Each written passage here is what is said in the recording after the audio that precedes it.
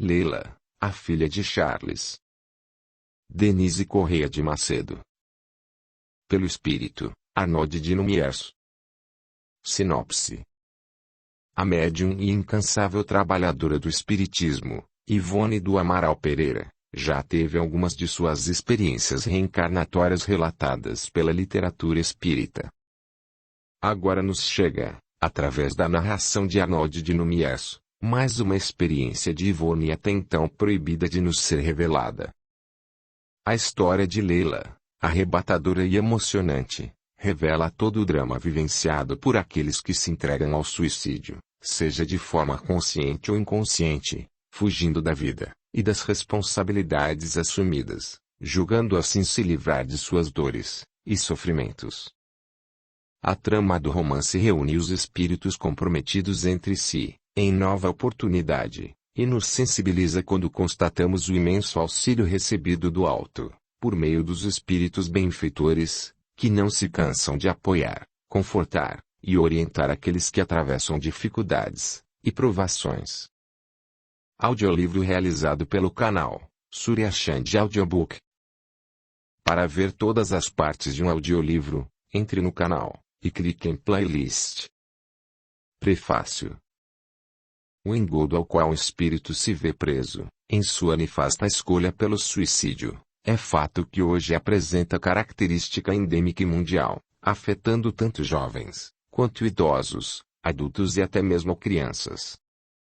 A pouco e pouco, as teias escuras das influências obsessivas, acabam por achar comparsas na dor, que se rendem facilmente às ideias depressivas e negativas, o que acabou por configurar a pior doença psíquica da atualidade, a depressão, capaz de gerar outras consequências, dentre elas o suicídio, tornando-a conhecida como o mal do século XXI.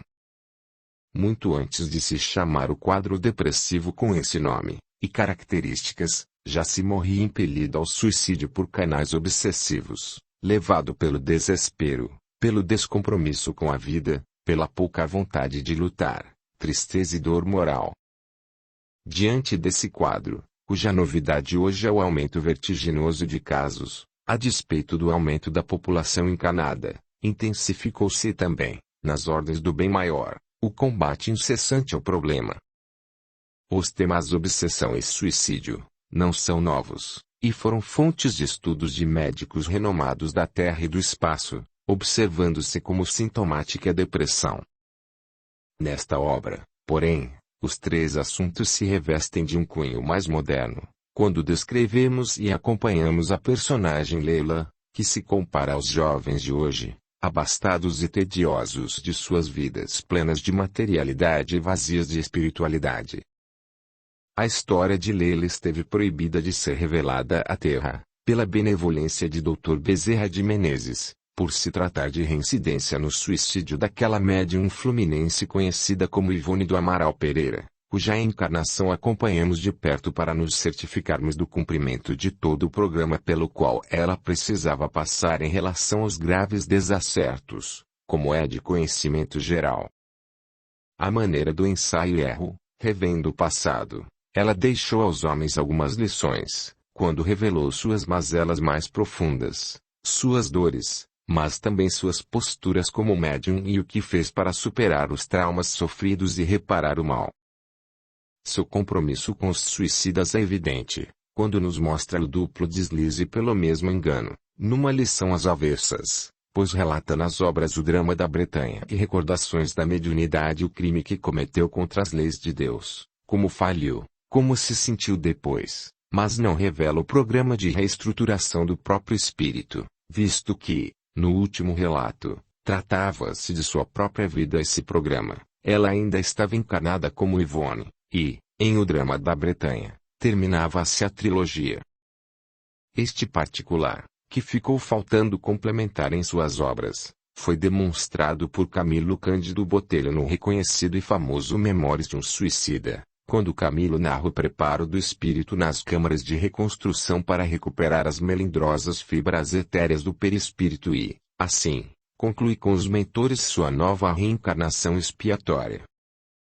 Agora que Ivone habita as regiões mais seguras do espaço, cumpre tarefa especial junto aos suicidas como era de se esperar, pois nossa pupila é integrante das Pleiades assessoras, que trabalham em nome de Maria de Nazaré, como responsável pelo Departamento de Prevenção ao Suicídio. Como tal, preocupada com o crescente número de casos parecidos com o dela outrora, enviou à Mãe Santíssima um pedido especial para que fosse permitida a psicografia de sua triste história, de seu erro reincidente, como novo exemplo do que sucede ao suicida no além-túmulo, bem como da grandiosidade da misericórdia do Pai, ao conceder novo corpo e nova chance apesar de tudo. Desta feita, pretende retomar o programa reencarnatório para exemplificar sua expiação e como a converteu em oportunidade de bênçãos por meio da dedicação ao bem maior. Passados mais de 30 anos de sua morte no corpo físico, não mais há necessidade de preservar-lhe do erro reincidente porque ela o superou, já que se faz mister reconhecer pelo menos 2 das lições por ela aprendidas e deixadas aos queridos espíritas, seus sucessores. A fidelidade ao Cristo e a doutrina espírita e a disciplina de oração e estudos a qual se submeteu, angariando forças e amizades espirituais que garantiram seu sucesso. Boa leitura. Charles de Guzmán. Gratidão a você, que deixa o seu gostei, e comenta, e que compartilha esses vídeos edificantes, com as pessoas que estima. Se inscreva, o seu apoio ajuda o canal a crescer. Introdução. Perdoo-te, sim. Perdoo-te por amor ao meu filho, que tanto te tem amado através do tempo. Perdoa-me tu também, em nome do mesmo Deus. Arnaud de Nomies, em O Drama da Bretanha. Com imensa satisfação pela oportunidade que me foi dada de colaborar para trazer ao público mais um apelo contra o suicídio e suas implicações no plano espiritual como a obsessão e as doenças psíquicas. Trago, junto com a trama a qual acompanho de perto, o marco de meu arrependimento e reparação da lei de Deus, a qual infringiu o obsidiar André de Guzmán, no século XVII. Em minhas encarnações como Monsenhor de B. e Arnaud de Nomies, quando ainda na terra, fui pessoa temente a Deus e praticante de sua lei de amor e caridade, fui pessoa honesta e boa com o próximo e isso me concedeu atenuantes para meu maior erro, a obsessão. Pela traição de Bertie, a meu filho amado, Henri de Nomies, eu a persegui sob o nome de Andrea. Esta traição tocou as fibras íntimas de meu coração. E qual pai não se revolta vendo o filho jovem e sadio jogar-se de um penhasco pela esposa que o traía? Meus maiores erros foram esquecer o perdão, questionar a justiça divina e procurar a vingança como recurso. Obsidiei André até levá-la ao suicídio, como descrito em O Drama da Bretanha, porém depois do fato consumado, embora houvesse engendrado-me outras vinganças e formas de assédio ao espírito liberto de Andrea, quedei tocado pelo horror a mim mesmo pelo que havia feito e me apiedei daquela que fora, por alguns anos, filha adotiva e nora. Vaguei em redor de meu filho em expiação, preso ao leito pela paraplegia, constatando que quando me aproximava dele, entrava em crises nervosas. Descobri que necessitava de auxílio, pouco depois, vendo Henri concentrado em preces junto ao irmão Alexis, que cuidava dele. Ambos oravam por Andrea, a quem continuavam a amar, até que ela foi tirada das regiões trevosas onde se encontrava. Orei também por minha vez, pedindo auxílio, e aquela era a primeira vez que o fazia depois de muitos anos. Recordei da minha encarnação dentro da Santa Igreja e fui auxiliado pela misericórdia divina.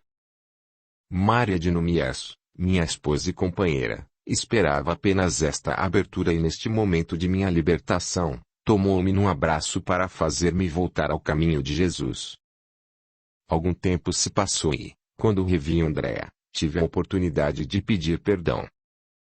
Imediatamente fui perdoado e este perdão me deu o alívio de que necessitava para aceitar o novo mergulho reencarnatório em expiação. Aceitei a deficiência mental em uma vida simples, dir-se-ia ordinária e pacata, longe de outros afetos, obscura até, cujos programas foram acertados por meus mentores.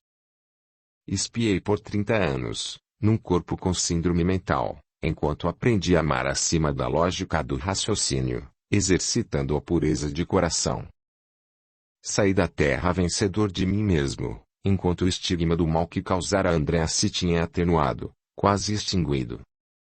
Uma vez liberto do corpo físico, foi-me rápida a recuperação, porque não trazia outros débitos e retomei a evolução assumindo novamente a forma de Monsenhor de B, a qual me confortava por ter trabalhado em nome do Cristo. Hoje, como aprendiz nas fileiras do bem, coloco-me à disposição para o ditado deste drama, porque muito precisava me envolver com a recuperação do mal que causara, pela condução ao suicídio.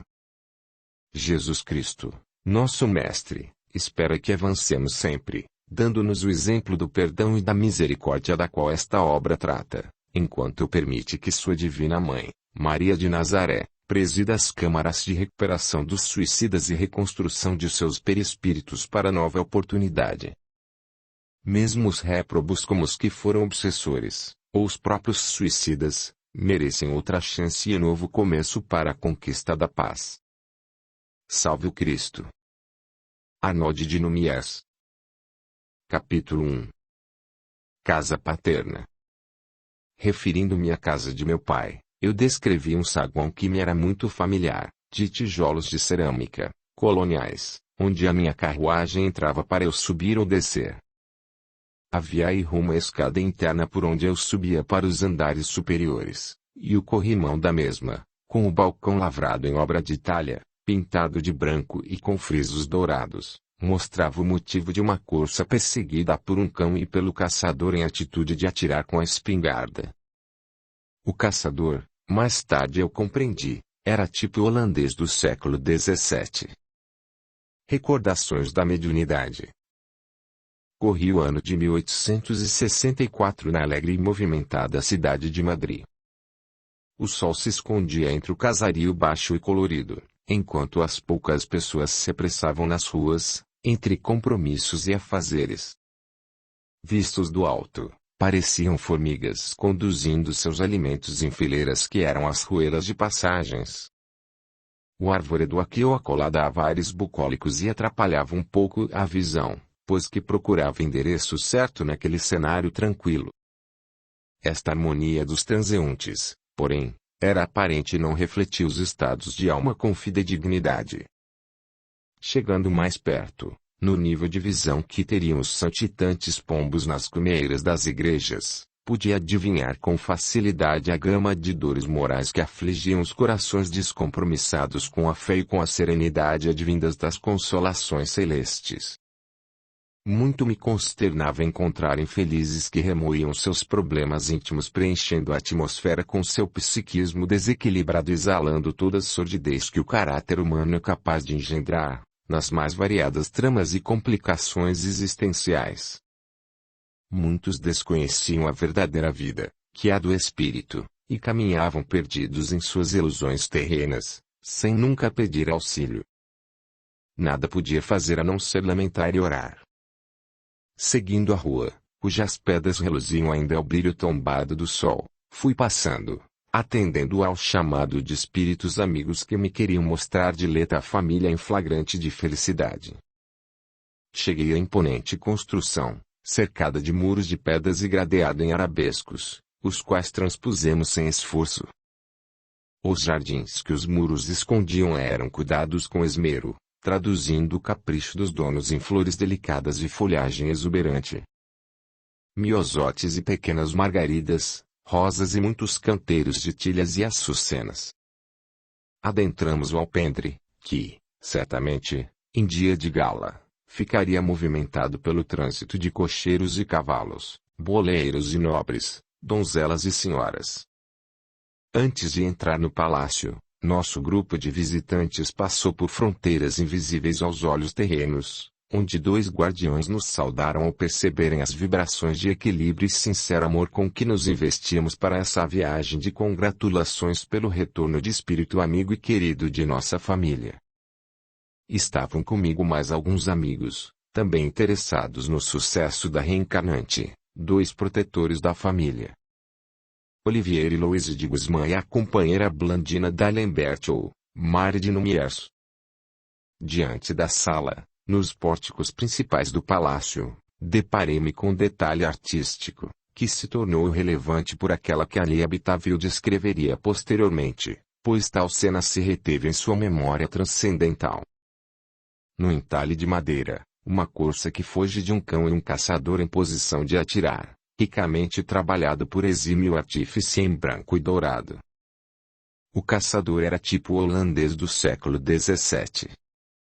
Em ambos os lados desta impressionante figura, distinguiam-se escadas também de madeira, abertas em arco. Em derredor, no andar térreo, magnífico salão de um lado, para a recepção de visitantes, estava ornado com o mais requintado luxo e enfeitado com obras de arte penduradas nas paredes. As janelas enormes, cortinas em camadas sobrepostas abrandavam a luz, dando ar mais reservado ao mobiliário florentino. Este ambiente, que ao leitor pode parecer luxuoso demais ou remoto no tempo, estava assim decorado porque abrigava, por aqueles dias, a íntima comemoração de seus habitantes. Regressara à terra havia precisamente um mês aquela que seria a única herdeira de Dom Carlos Ramiro de Montalbán e Guzmán, espírito muito amado de seu coração, a quem ele aceitou orientar segundo os parâmetros estabelecidos pelo Mestre Jesus, conduzindo-a, pela educação primorosa que receberia, a reconciliar-se com o Altíssimo, amenizando seus débitos por meio da prática abnegada da caridade. Recursos financeiros não faltariam para tal, uma vez que o nobre fidalgo pertencia a uma família tradicional de Espanha e França. Algumas vezes, a família também estagiava em Portugal, a pedido da Condessa de Guzmán, esposa de Dom Carlos, que era portuguesa e possuía uma quinta nos arredores de Lisboa, mas, quando iam para aquela cidade, ficavam no Palácio de Guzmán, que era a herança de Dom Carlos. A menina nascera no Castelo de Montalbán, em Madrid, e a família ficava uma temporada em cada país, atendendo aos desejos do pai e da mãe. O conde de Guzmán era alma desinteressada dessa fortuna que possuía e já havia gasto boa quantidade por sua bondade e consciência, mantendo um hospital para desvalidos, gratuitamente, onde edificara uma associação beneficente de recuperação da juventude, que atendia tanto em Madrid quanto em Lisboa. Neste programa de amparo pretendia incluir a pequena reencarnante, nos seus mais lindos sonhos paternos, convertendo-a em enfermeira desvelada pelo menos algumas vezes na semana. Dom Carlos Ramiro era filósofo e médico, pianista e culto, dono de particular sensibilidade para com os pobres, esforçava-se por colocar em prática e exemplificar as doutrinas espiritualistas que estudava, pois amava o Evangelho do Cristo.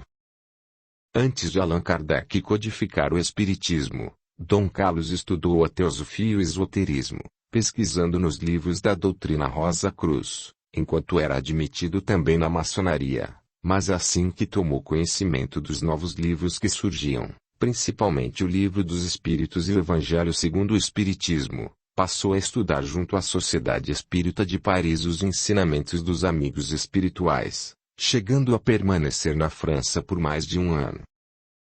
Por essa época, sua sensibilidade mediúnica se aguçou e ele passou a perceber junto a espíritos amigos pela clarividência. Eu conhecia e admirava este espírito havia muitos séculos e senti com facilidade as vibrações de alegria daquele coração paterno, quase em júbilo, pela oportunidade que se lhe apresentava diante dos olhos e ao alcance dos braços. Subi as escadas. O vagido característico dos bebês ecoava de uma das alas dos aposentos particulares e não foi difícil distinguir por onde seguir. O vai e vem de criadas, trajando uniformes impecáveis e atravessando os corredores deu mais respostas. Ouvi uma das damas de companhia da senhora de Guzmán, ainda de resguardo, certificar-se de que o frugal repasto estivesse na temperatura ideal para ser servido.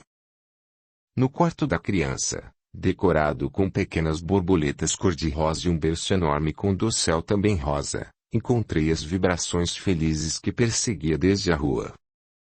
Dom Carlos segurava nos braços sua filha primogênita, Leila, e chorava. Ele olhava para o diminuto rosto com veneração e orgulho que somente o coração paterno seria capaz de conter. Olhei por minha vez para a menina, certo de encontrar ali o reflexo da inocência, e fui tocado por sua formosura. Os olhinhos amendoados e expressivos, translúcidos de tão claros, comparavam-se ao azul celeste. As rendinhas tocavam-lhe a fronte, escondendo entre os tocados suave madeixa fininha de cabelo, também claro. As faces rosadas compunham a expressão fiel de um anjinho.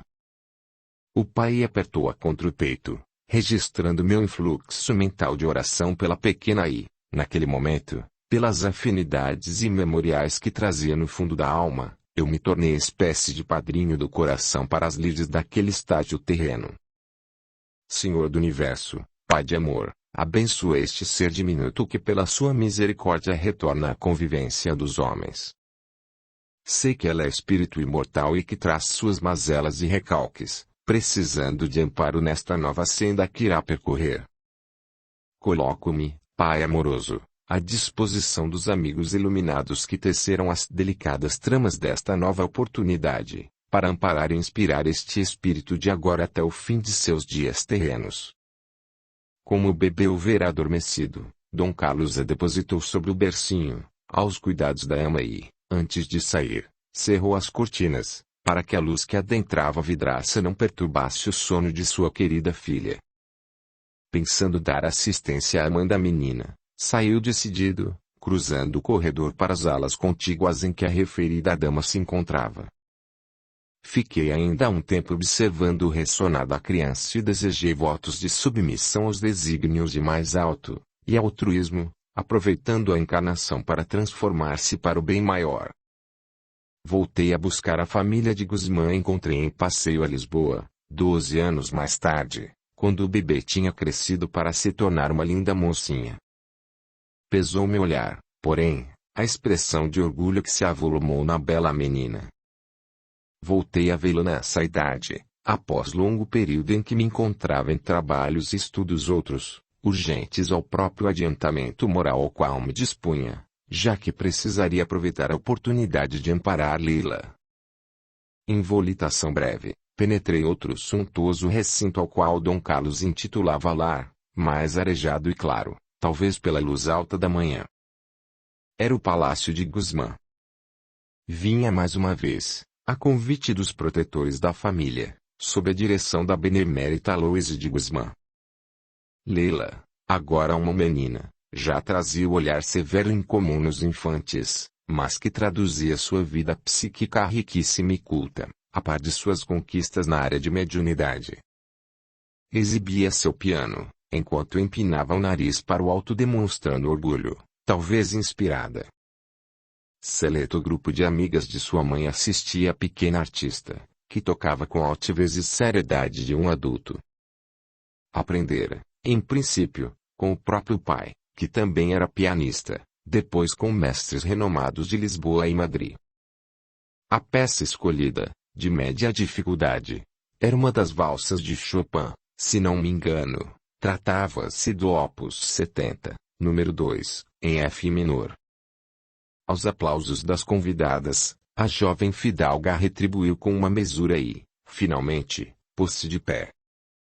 O vestido de musselina branca sentava-lhe lindamente o corpinho, realçando-lhe a tez clara e com rendas e brocados brilhosos. Os cabelos modelados em cachos, agora em 2 tons de castanho, pois tinham escurecido desde a última vez que a viramos, ainda um bebê. Com efusão comum aos jovens prodígios, exclamou, algo comovida: "Oh! Não me aplaudam que o mestre é Chopin." Todos sabiam da admiração da pequena pianista pelo mestre polonês, que morrera em Paris havia quase 30 anos e que ainda naqueles dias encantava a todos com sua arte romântica e sublime, suave e intensa, como deveria ser sua mente de gênio da música. A mãe recomendou-lhe algum decoro junto às outras meninas, pois que se achava, na véspera, ligeiramente febril. Mas Leila deu de ombros aos apelos maternos e lembrou que o pai regressaria de uma temporada de estudos, em Paris, justamente naquela tarde. "Papai, de certo, me curará", aos sonhos de Dom Carlos de incutir-lhe desde a infância o amor pelos necessitados ou incluí-la em suas viagens filantrópicas, a mãe da menina sempre se opunha, preservando a filha, em seu modo de pensar, do contato com a miséria e a doença, a pobreza e a dor, somadas às viciações abjetas às quais os seres humanos se submetem inadvertidamente. Não poderiam aqueles olhinhos angelicais ver tais aberrações, nem o coraçãozinho puro suportaria conviver com as mais baixas expressões do homem. Porém, aos apelos do pai chamando incessantemente por Leila, a senhora Condessa de Guzmán sempre respondia que se esperasse pelo tempo certo, quando a menina desabrocharia na jovem prestativa e que, para tanto, fossem sugeridos valores morais em sua educação primorosa. Pois não falava o francês fluente. Não tocava piano com dedicação. Não se comportava como verdadeira princesa entre os convidados. Aos poucos também, os nobres valores como altruísmo e filantropia, tão prezados pelo senhor conde, seriam convertidos em pequenas ações aos desafortunados, como as esmolas atiradas aos mendigos.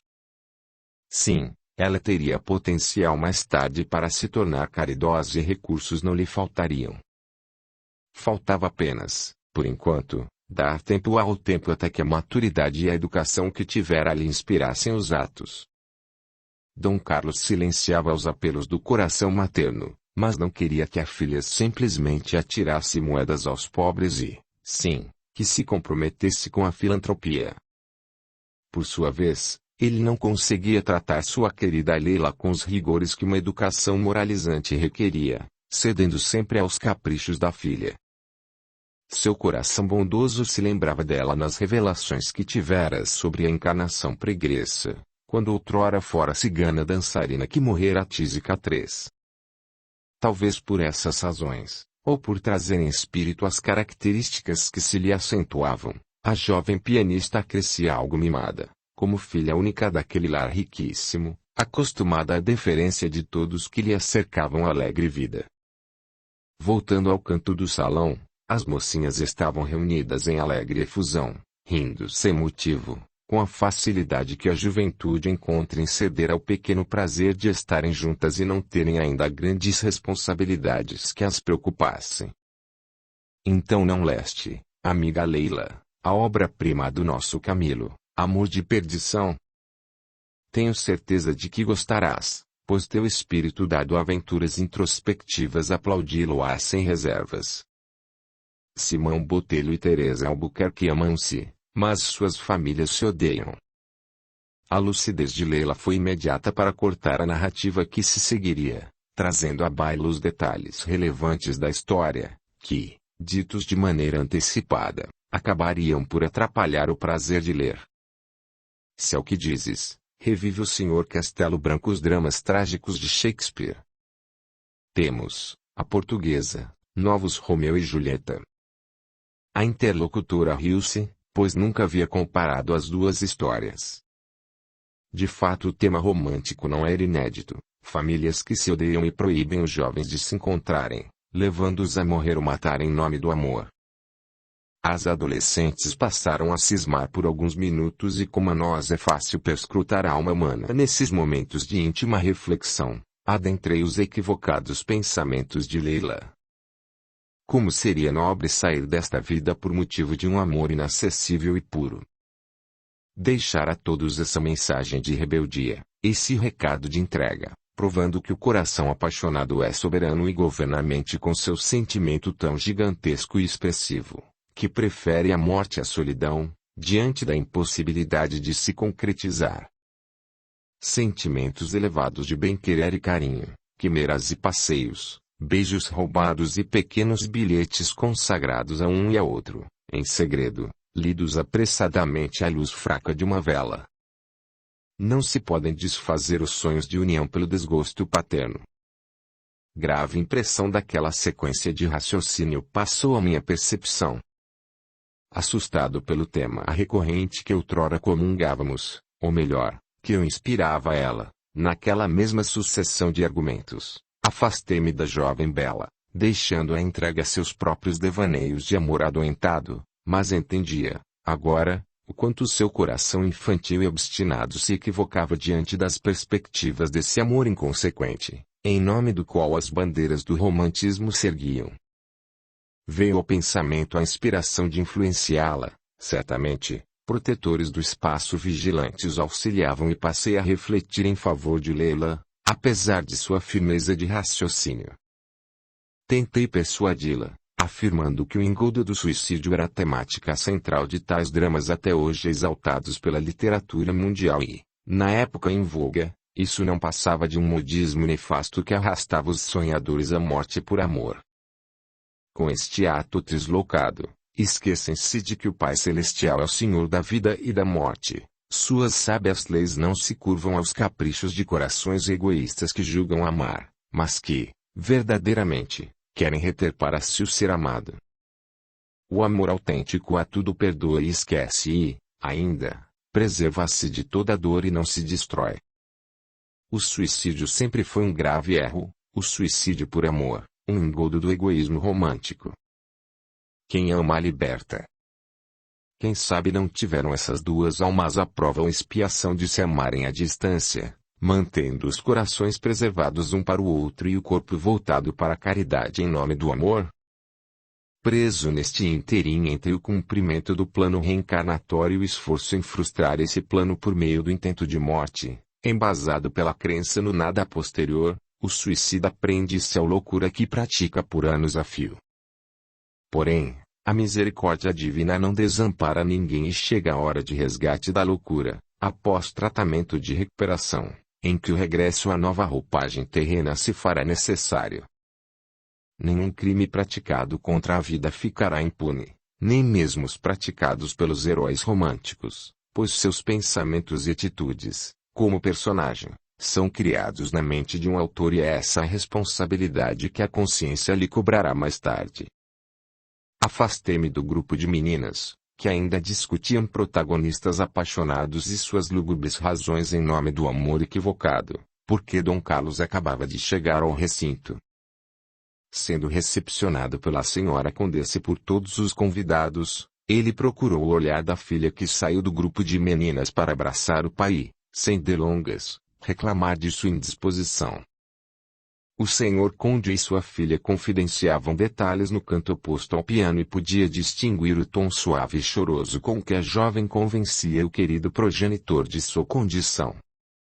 Os cabelos grisalhos do fidalgo e sua expressão séria de puro interesse refletiam seu estado de alma, profundamente preocupado com o ocorrido, por mais corriqueiro que se fizesse.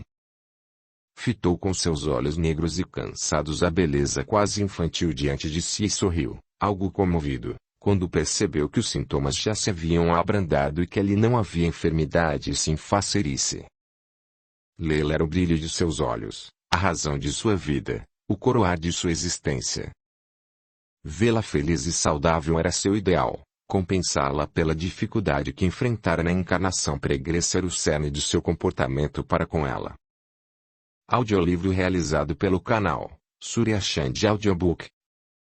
Ouvia a filha atentamente, vez por outra perguntava sobre algum detalhe do sintoma descrito e, médico que era, sondava a disposição de Leila para poder recomendar os procedimentos. Tu sentias dores, Leila? Conta-me onde.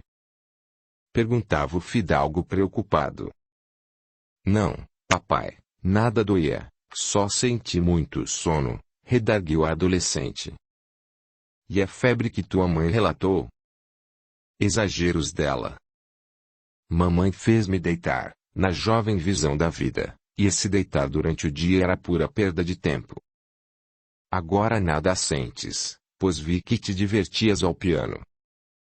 Não mais. Com carinho, tocou a testa da filha, como se medisse a temperatura. Mas na verdade já sabia que ela não tinha nada. Enquanto fazia isso, orava por ela. Além de médico, Dom Carlos era profundo conhecedor da alma humana, estudante de filosofia oriental e apreciador do mestre de Lyon, cujo material de pesquisa estudava, semanalmente, por ser apreciador de filosofia e ciência. Em princípio, interessado na cura pelo magnetismo, acabou por envolver-se nas manifestações de mesas girantes com dedicação e, hoje, não desprezava aqueles conhecimentos na cura de seus pacientes e de toda a família. Retirei-me do recinto em profunda meditação em torno das vidas de Leila e procurei a instância espiritual onde estagiava, buscando aconselhamento e reflexão. Nossa conselheira e também madrinha espiritual de Dom Carlos e Leila, vendo o estado em que me encontrava, fez-se presente e elucidei-me, imediatamente, constatando meu pensamento aflito. Caro Arnaud, as leis soberanas e justas de nosso Pai Maior dão a cada um o necessário para o progresso de todos. A menina Leila foi suicida, como sabes. Como ela fizera pequena pausa para minha reflexão, recordei o trágico episódio envergonhado de mim mesmo pela inspiração que imprimi junto ao pensamento de Leila, levando-a a atirar-se ao mar, por impulsos do coração partido. Ela tinha 16 primaveras e havia levado meu filho do coração, anteriormente, a mesma desgraça por ela, o suicídio. Vinguei-me como odioso obsessor que era. Senti pesar sobre mim mais uma vez as responsabilidades no ato desvairado de amor, cometido por Andréa, nos idos de 1800. Hoje, arrependido, convertido à doçura e ao perdão que nos propõe o manso Rabi da Galileia, implorei aos superiores acompanhar meu filho e não perder a menina de vista, imbuído da determinação de amá-la. A intenção era ampará-los, mas como minha carta de serviço ainda não era das mais amplas em se tratando de caridade, contentei-me com o posto de observador e amigo, embora me sentisse brindar por aquele sentimento avassalador de compaixão que tanto era descrito e inspiradas por diletos mentores. Luiz de Guzmán prosseguiu. Os pensamentos que Leila emitia há pouco não são mais que reflexos de sua alma saudosa das paixões que viveu e que a comprometeram, embaladas pelos novos personagens das histórias fictícias, a que sua mente inquieta e ávida por aventuras, poderia acompanhar.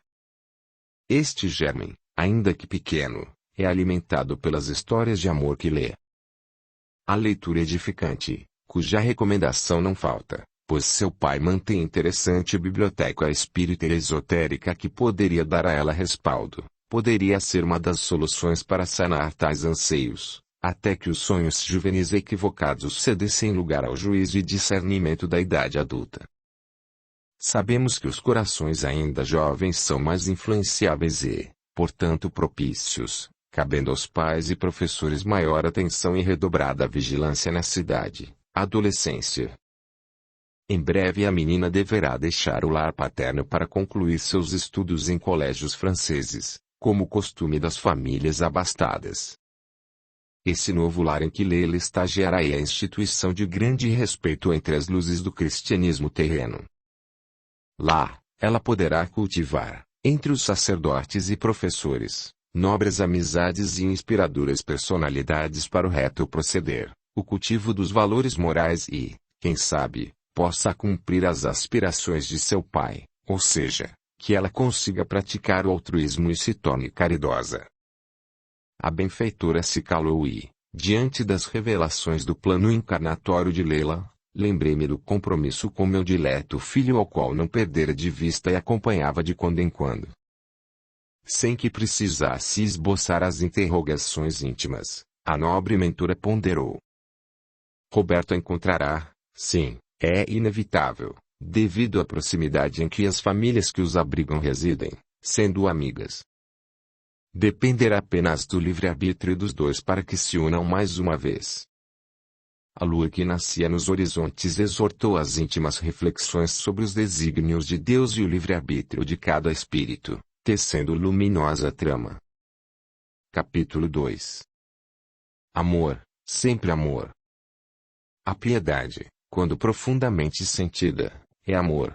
O amor é devotamento, é ouvido de si mesmo, e esse ouvido, essa abnegação pelos infelizes, e a virtude por excelência, aquela mesma que o divino Messias praticou em toda a sua vida, e ensinou na sua doutrina tão santa e sublime. E, certa vez, à noite, estando eu a exercitar a sonata ao luar de Beethoven, ao piano. Recordações da mediunidade. Voltei a ver Leila, no ano de 1879, agora no Palácio de Montalbán em Madrid, quando regressava de seu estágio educativo em Paris. Mais uma vez, como se viesse atraído pela musicalidade, ela tocava piano, arte na qual se tornara especialista e magistral ao executar Chopin, entre polonaises, impromptus, valsas e noturnos. Ainda em Paris, onde seus preceptores de piano foram discípulos diretos de seu grande ídolo polonês, como seu próprio pai também fora, ela aprimorara sua técnica musical. Os estudos de Leila se davam no convento anexo à igreja de Saint-Germain. Esta igreja em particular, apesar da suntuosidade e da paz que reinava no local, vertia na solitária Leila sentimentos inexplicáveis, angústia e medo sem propósito, como se ali fosse o palco de uma grande traição. Depois de algum tempo, Leila passou a sentir verdadeira aversão pela igreja que era obrigada a frequentar todos os dias. Estas lembranças tristes, embora ela não soubesse, eram de outra existência, quando engendrara a vingança contra o capitão de fé, Luiz de Narbonne, e fugira dele enquanto ele se confessava, deixando marcas inconfundíveis para sua sensibilidade mediúnica nas lajes da nave central. Os sentimentos controversos do passado deixavam impressões que só se abrandavam quando ela tocava piano. Alma dedicada e sensível, encontrou na expressão da música também sua forma para contornar a saudade da casa e de seu pai. Quando tocava, relembrava os momentos que vivera no seio doméstico, cercada de carinho e atenção, mimos e flores. No lar, não precisava estar sozinha nunca, sempre comia o que lhe apetecia e brincava, estudava e lia o que lhe enchia os olhos. Uma vez distante, valorizou a paz de seu quarto luxuoso, as amas a vestir-lhe as rendas mais caras e as amizades que a visitavam sempre. A lembrança do olhar amoroso de Dom Carlos, pedindo que ela tocasse essa ou aquela música, não lhe saía do pensamento, e a saudade de pessoas caras, cercada apenas por estranhos, faziam com que ela se sentisse impaciente, ansiosa, melancólica e distante em devaneios. Esse estado d'alma era relatado em minúcia por ela mesma em cartas à família, mas também era notado por suas professoras, que, enternecidas pela saudade que ela sentia, enviavam a Dom Carlos suas observações. Quando se sentia solitária, o colóquio com os colegas de internato se tornava tedioso demais para sua perspicácia, retirava-se para a sala de música, porque obtivera permissão da Madre Superiora para tocar quando não tivesse outros estudos a realizar. Nos 3 anos que estudara em Paris, Leila crescera, tornando-se visivelmente uma mulher. Sua beleza se acentuara e os profundos olhos azuis se tornaram lúcidos, refletindo os conceitos de seu tempo com a determinação de que seu espírito obstinado e intimorato trazia marcas. Leila sorria e cativava, tocava, com sua arte, os corações sensíveis como os dele, encantava os olhares masculinos que tivessem a oportunidade de fitá-la. Assim que chegou de volta a Madrid, Leila se acercou do pai, cheia de saudades de sua atenção, e passaram a conversar amistosamente, ora relembrando suas peripécias infantis, ora testando seus conhecimentos entre literatura e política, direitos humanos e, sobretudo, artes, incluindo a música. Sim, ela estava bem preparada para a vida. Sua cultura já era farta e talvez, agora que ela começava a entender os porquês da vida, Dom Ramiro pudesse incutir-lhe suavemente as ideias e ideais os quais abraçava, sugerindo-lhe a filantropia que tanto completava e dava sentido aos seus dias. Aproximei-me quando Leila deixou o piano e voltou a conversar com o pai, após os aplausos das convidadas de sempre, filhas das amigas de sua mãe. Como se interpretasse cômica peça, ela começou a treinar seu francês, faceira e brincalhona, provocando o pai com sua recém-adquirida fluência. Chamava-o carinhosamente Charles, traduzindo seu nome de batismo para a língua de Allan Kardec, certa de que seria compreendida só por ele na totalidade de seu pensamento, visto que a mãe e as convidadas limitavam-se aos cumprimentos básicos naquela língua. Assim diante de todos, mas mantendo a barreira de entendimento aos outros interlocutores, exibia-se. Ao mesmo tempo revelava ao pai a intensidade da melancolia que o sentira distante dele.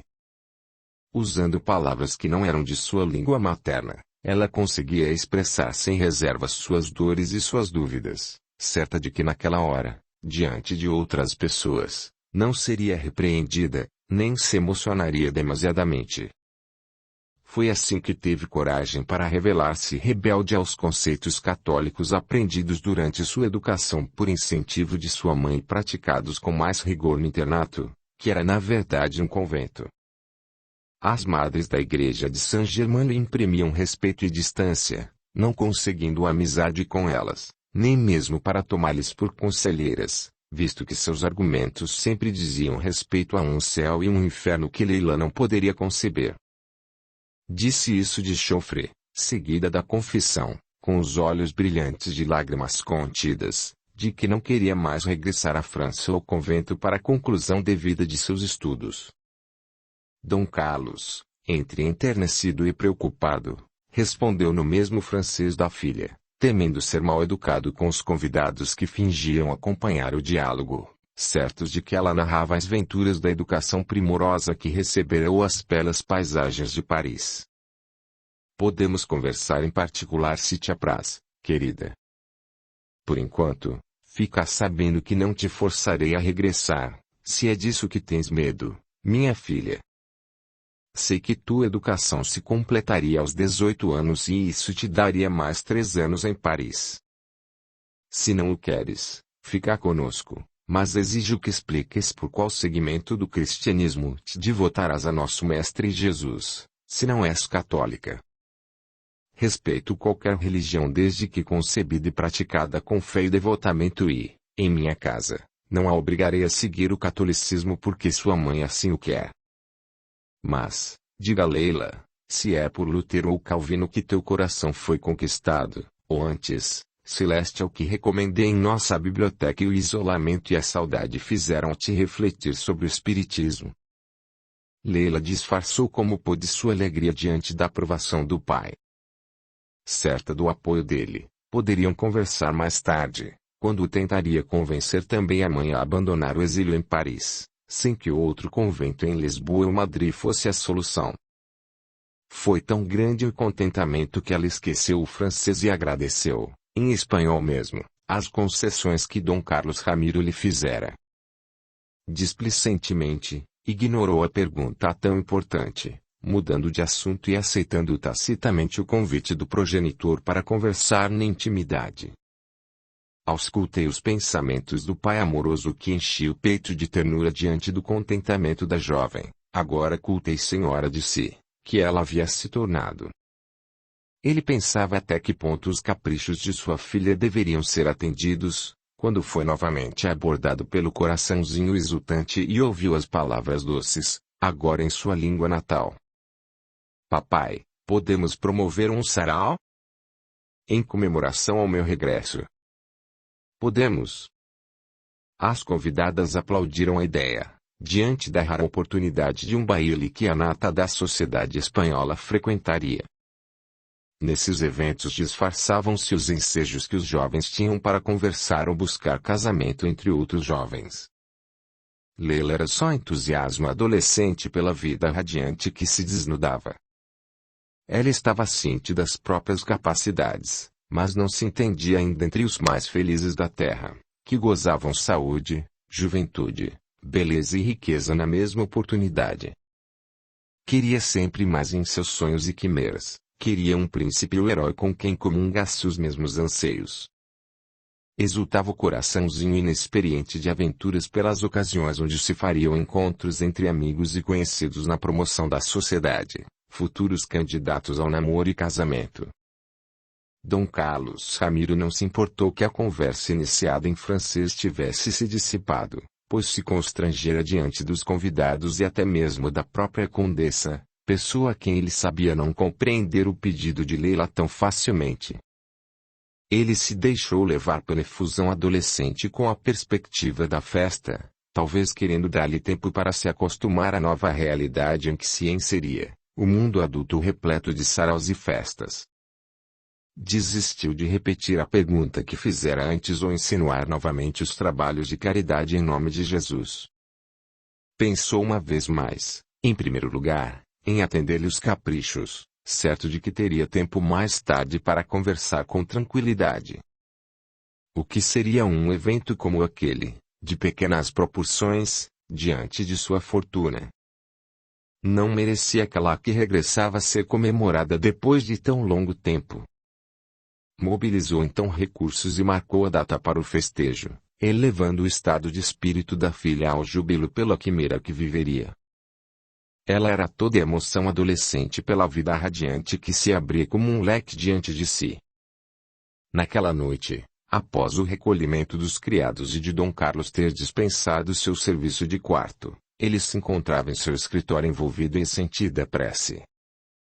Papéis e livros abertos de suas recentes pesquisas estavam diante dele na escrivaninha altiva, de madeira escura, à moda florentina. Uma única vela iluminava o ambiente, já que ele tinha dispensado a criadagem e solicitado que apagassem os lampiões e candelabros. Naquela luz bruxuleante, o rosto dele contraído em elevação parecia muito velho, sulcado por rugas, e os cabelos, já cobertos pelas cãs do tempo, refletiam o brilho amarelado do fogo que se extinguia na lareira próxima. Assim elevado, a meus olhos espirituais, parecia verter de sua mente intensa claridade, maior e mais intensa que qualquer outra do ambiente, pelo calor da prece que proferia, pela sua condição de mártir, tendo morrido em nome do Mestre Jesus, nos dias que ficaram conhecidos como de São Bartolomeu, na França. Tão concentrado estava ele, que não ouviu as suaves batidas na porta. Leila pretendia encontrá-lo a sós, longe dos convidados, mas, principalmente, longe de sua mãe. Entrou suavemente, parando diante da comovente figura de seu pai em oração. Os olhos dele estavam fechados e dos lábios saíam, como uma cascata de estrelas, as mais lindas pérolas de lições que ela já ouvira. Agradecia o fidalgo pelo dom da vida, pela oportunidade de estudo, pela riqueza que possibilitava garantir o sustento dos seus. Agradecia por cuidar dos enfermos e em especial pedia nominalmente por alguns assistidos de seu hospital. Quando terminou de enumerá-los, pediu que os espíritos que os cercavam cuidassem durante a noite de seus familiares, vertendo sobre eles bálsamos salutares e bênçãos de paz. Esta oração chegava diretamente à nossa benfeitora Louise de Guzmán, que concedia chuva de bênçãos para todos da família e aos necessitados que foram nomeados. Calou-se o conde, quando a menina tomou coragem para ensaiar o nome paterno, mas o fez mantendo-o traduzido para o francês, que se tornou, a partir dali, um apelido carinhoso, que ela usava sempre que estavam sozinhos, ou sempre que queria abrir seu coração e pedir conselhos. Paizinho. Charles. Os olhos dele se abriram lentamente e, quando ele a viu, ficou altamente enternecido pela figura de camisolões e cabelos trançados, parecendo mais magra e menor do que no dia a dia, quando se trajava com os vestidos armados e coletes comuns em indumentária feminina da época. Ele se lembrou da criança que ela ainda era, ou que fora, até sair de casa para sua educação em Paris. Podemos conversar agora. A resposta afirmativa dele, correu para tomar-lhe a bênção, osculando as mãos que tremiam ainda pela emoção da prece, deitando a cabeça sobre seus joelhos em atitude de reverência e carinho. Depois se sentou em cadeira próxima, sem saber por onde começar a falar. Na verdade, estava acostumada às preces do pai, mas aquela, em particular, tinha tocado intimamente seus conceitos de fé e devoção, exatamente quando iria confessar sua insensibilidade a esses arroubos das religiões. Ele esperava paciente, quando percebeu o silêncio da interlocutora, talvez pelo avançado da hora ou pela solidão da casa, ela se sentisse tolhida. Resolveu, então, o nobre senhor que falaria mais uma vez à filha, resumindo o que tinham conversado, talvez para relembrá-la de onde tinham parado. Ele a tinha questionado sobre a fé e a religião que ela estaria professando, uma vez que não pretendia tornar-se católica como a mãe. Mais cedo ficaste de dar uma resposta, Lila. Não que fosse urgente ou condicional sondar tuas propensões a uma das religiões cristãs, mas entendo que seja necessária à vida de qualquer ser humano. Permito-te escolher e não te imponho minhas convicções, certo de que tens livre-arbítrio e bom discernimento para essa escolha. Leila se empertigou na cadeira, olhando para a vela que se extinguia. Sondando seus pensamentos, eu vi a difícil situação em que se encontrava, sem querer desagradar ao pai, mas tendo de assumir o foro íntimo de indagações e dúvidas que não são a base para nenhuma fé. Ela foi sincera. Perdoa-me, papai, não professo nenhuma fé. Vi que oravas quando entrei em teu escritório, silenciei respeitosa, senti a intensidade de tua devoção e me envergonhei de não partilhar a tua crença, por isso me calei. Penso que estou magoando os teus sentimentos com essa minha decisão, mas não consigo acreditar no sobrenatural como acreditas, nem me valer das práticas católicas para orientar minha conduta. Quanto aos protestantes, nunca participei de seus cultos e não saberia dizer, mas creio ser a mesma coisa, já que o mestre que norteia também essa enorme quantidade de crentes é o mesmo. Calou-se a menina e o pai, chamando sobre si mesmo a responsabilidade de orientá-la, retrucou. Não leste o exemplar de O Evangelho segundo o Espiritismo que te dei? Não tomaste aulas com os párocos e freiras por esses anos todos, como queria tua mãe? Nada do que lhe foi ensinado tocou teu coração? Nem a vida, nem as mensagens do Cristo, nem as interpretações dos Espíritos foram suficientes para convencer-te. Sei que não conheces o amor, a não ser aquele que nutres por minha pessoa e outros familiares, mas não podes deixar de convir que a mensagem daquele a quem não compreendeste ainda completamente é de puro amor. Amor sublimado pelos desvalidos e doentes.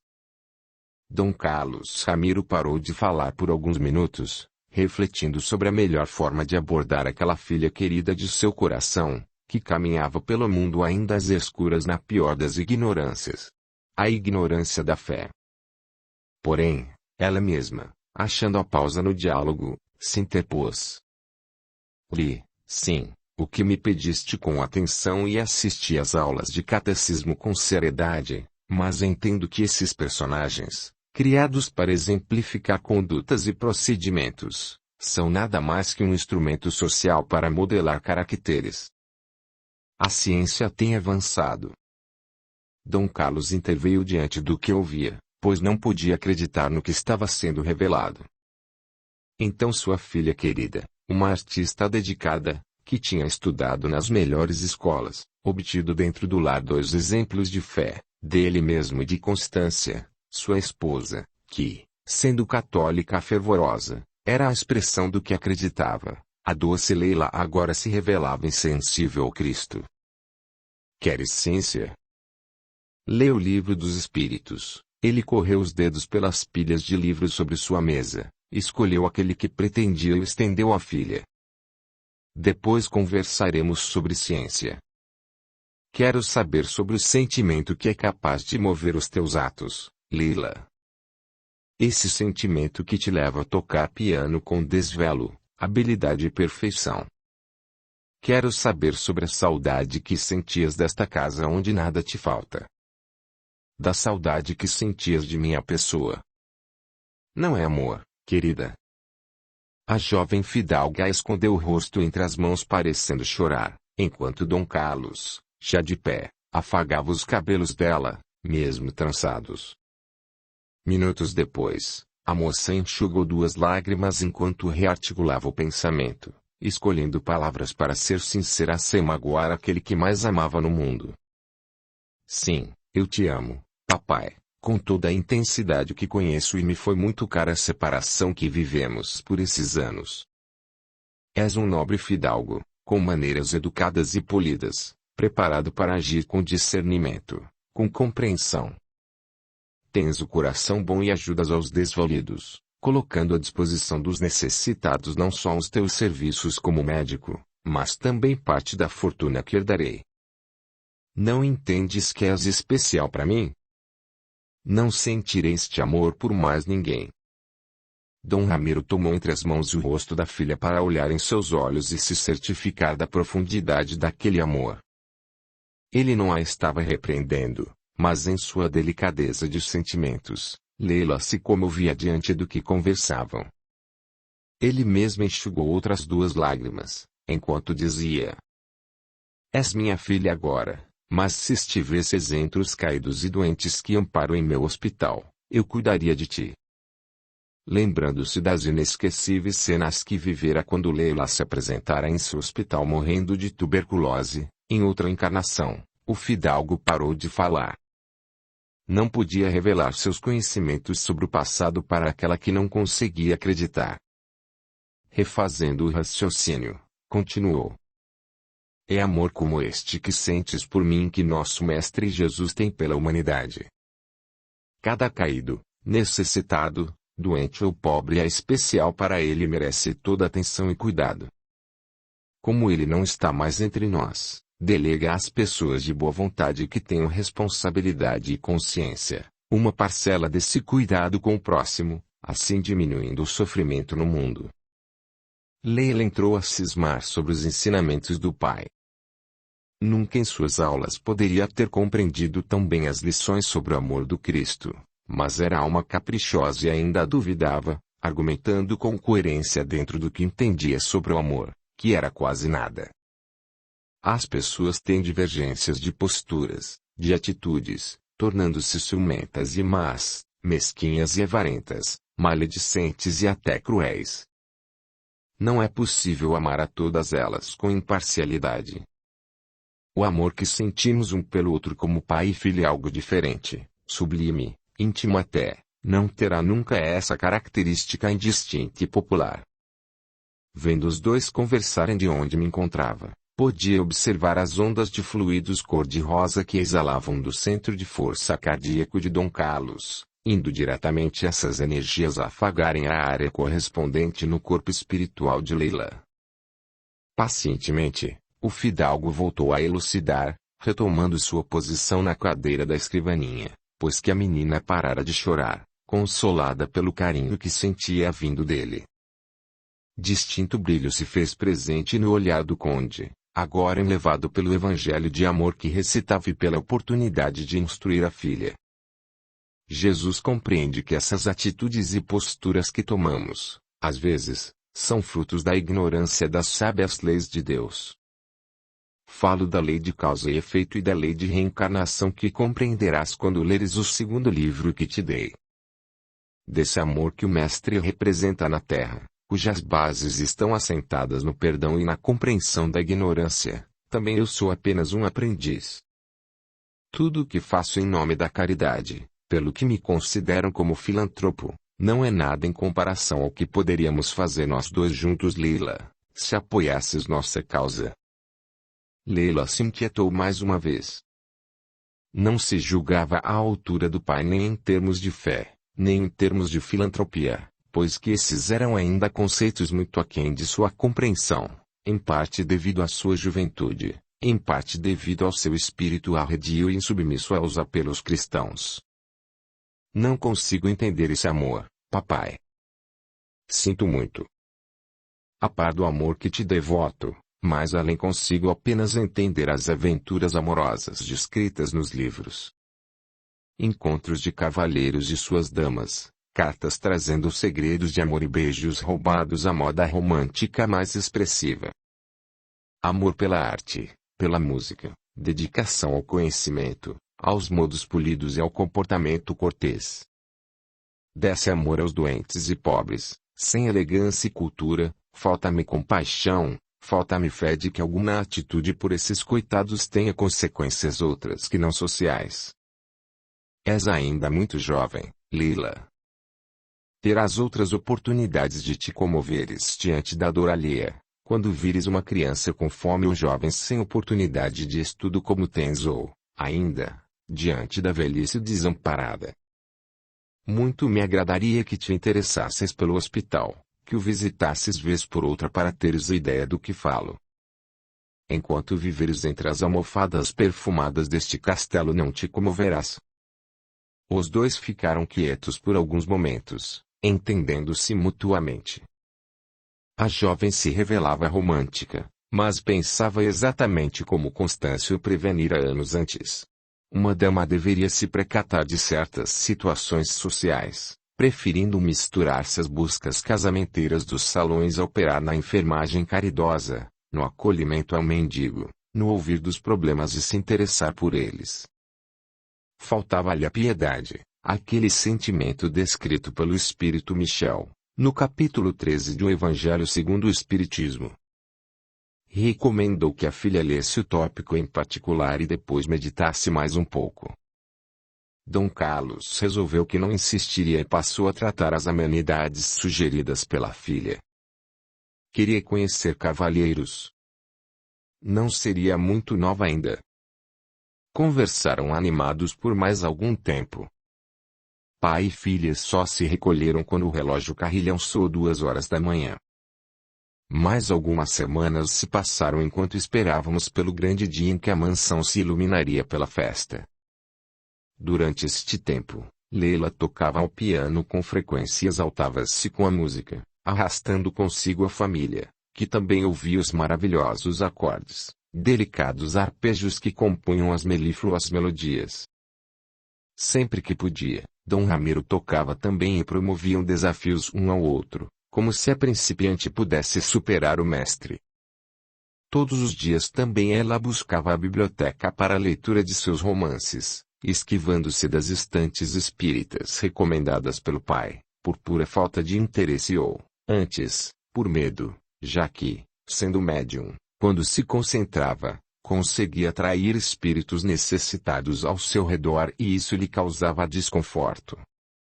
De quando em vez, tomava o livro dos espíritos para dizer que obedecia ao pai e o lia com a dúvida por companheira, com a intenção de enumerar falhas de raciocínio, mas, como não as encontrava, aborrecia-se da leitura e justificava, intimamente, seu procedimento de abandonar o livro pela proibição que sofrera. Certa noite, quando ainda estava no convento, uma das freiras a surpreendeu lendo o evangelho que o pai lhe dera.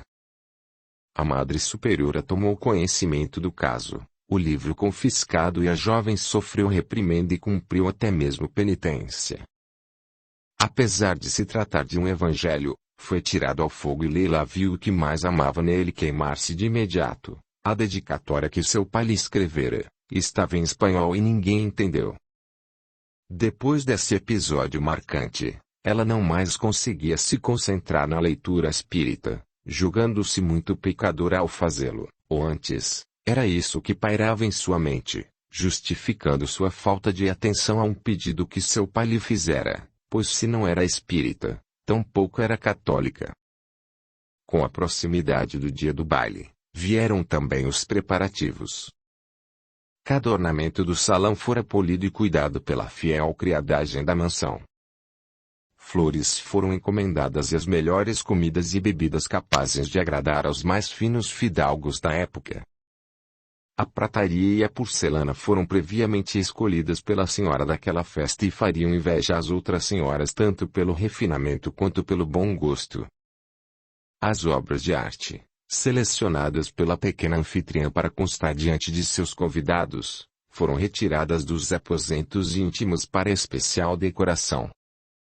Até mesmo o cavaleiro em posição de atirar em corça assustada, entalhado na madeira ao pé da escada, recebeu o polimento de uma resina específica que o fazia brilhar, dando destaque a tão distinta ornamentação. O palácio parecia resplandecer iluminado pelo encanto e pela alegria de sua herdeira.